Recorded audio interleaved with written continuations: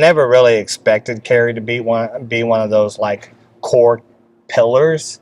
Like, I mean, I was so all over the place, but I don't know that I can necessarily tell you what led me to like actually reach out to her, because it was just, there was a connection that happened where I felt like she really cared about me, like overcoming things in my life. Like I felt that emotional connection. It wasn't just that she was fulfilling the requirements of a job. She wasn't just collecting a paycheck. She actually cared about seeing whether or not I could be successful.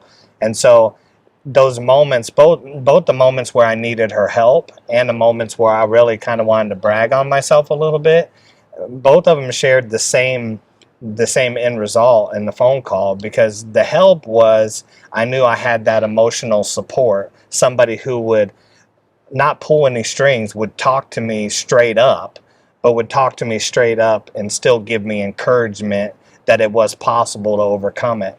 And then in the later in the phone calls where I actually had something to brag about, it was the same thing. There was still that emotional support there to say, hey man, it's great that you're doing these things. Keep it going. There's more.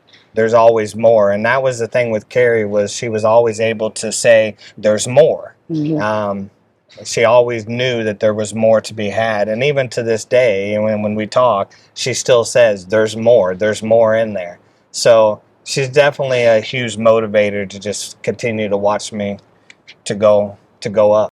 First couple of times I talked to Jason when he got out, I was still really worried for him.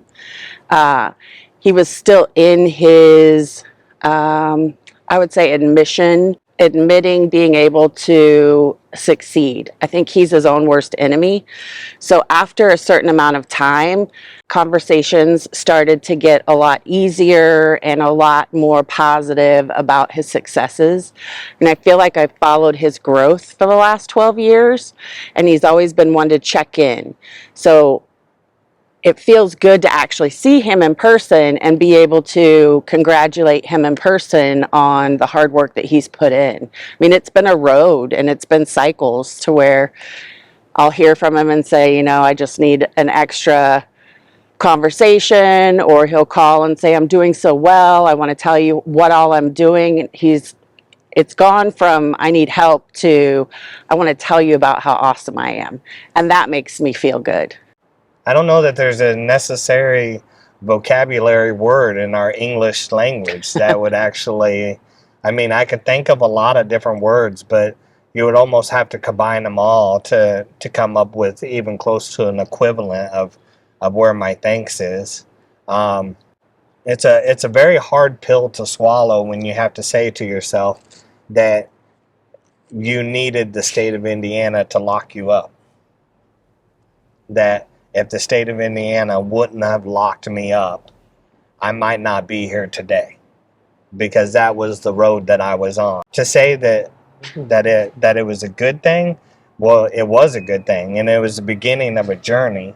And in the moment, it was maybe not the greatest, but if I wouldn't have been there, I wouldn't have met her. And if it wasn't for the state of Indiana and people like me getting into the spots we got into, there's more to people who have made mistakes than their mistake. And it's honing in on that, on what that person has to offer society. And Carrie honed in on it with me. And I mean, the gratitude I have for that, for everything that's happened from the moment that I got locked up to the moment I was released, to the multiple phone calls, to the hire program, to just all of it. Thank you for working so hard to make a difference and giving back. I think that's important also. The fact that you keep giving back and wanting to help people in turn. That's huge. Well, the hire program taught me that. The hire program taught me that once I got this head screwed on straight, right, there was that desire to then want to go help somebody else. A big part of what you taught me and what the hire program has taught me is there's growth in giving back. Those are all things that you've instilled in me as a human being. I go out and I talk to people on the streets every Saturday.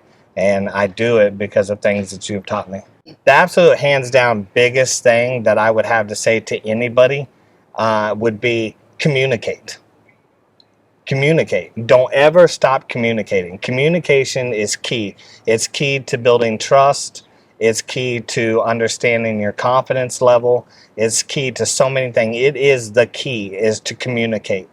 As soon as you stop communicating in the moment and you do that thing that so many of us like to do, which is to isolate, as soon as you start isolating, you're now heading down a different road. Yep. You've now shifted from a road of success to a road that will most likely end up in failure. I always tell people that probably the biggest thing that I ever learned was to take a step back.